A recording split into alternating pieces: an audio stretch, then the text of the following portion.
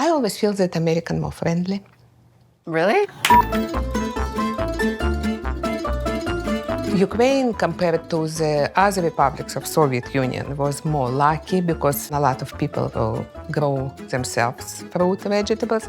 I love Ukrainian food. It's just very pleasant, I would say, very nice.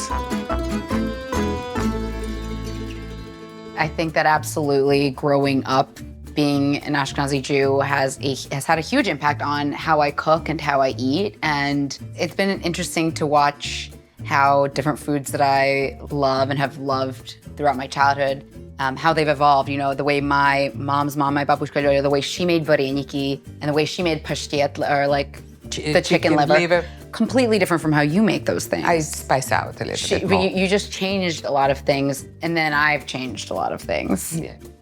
My father told me that he was a child. Yes, he was 11, 12, and they would sneak out as a children to the fields outside and just dig out potatoes which already was planted for next year. It was like smushy potato, and they will bring them home and they will try to cook from them something because, just to survive.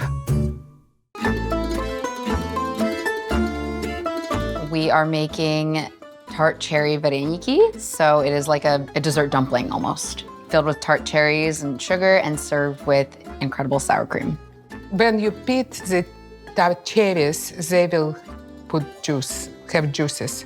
I will put it into the small pot, add sugar, and actually really make syrup. When you add sugar and the cherries, so this is going to be part of the syrup. So you start with... All right, let's melt some butter. So in my modified dough recipe, basically I use 2 parts dry to 1 part wet. I've got 1 egg, butter, and basically whatever's left in the cup measure is how much kefir I use.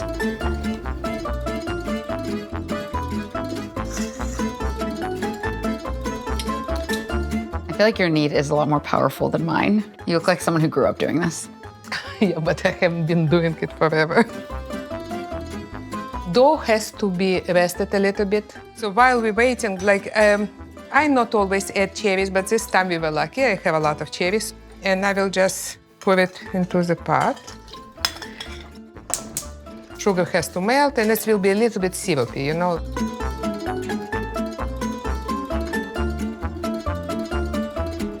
In traditional American household, they will have metal special cookie cutters.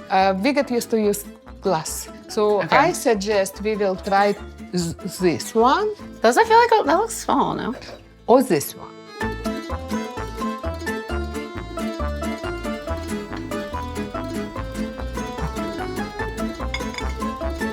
The first one's always how you get back into practice. So this will be the ugliest one.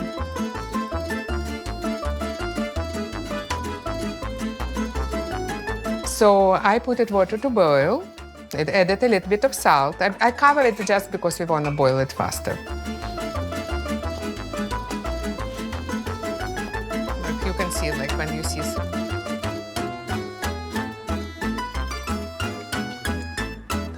Let's try it. Really good. Yeah. Okay. My dough, Mom made the filling. Actually, I think this is the best filling we've done. The first food memories that I think of and look back on really fondly are being at my babushka Lyoya's tiny, rickety kitchen table in her very tiny apartment, being served and also cooking different foods. My favorite thing about being involved in the food world is kind of the fact that it applies to everyone and it brings everyone together. It is a very democratizing subject. I love that I can go to a high-end sushi omakase one day, but then also go to a hole-in-the-wall street vendor the next day, and they have a lot of things in common. We're all sharing ourselves on a plate, cooking for people. It's fostering community. I think the community aspect of food and how it applies to every sect of culture and socioeconomic status is my favorite.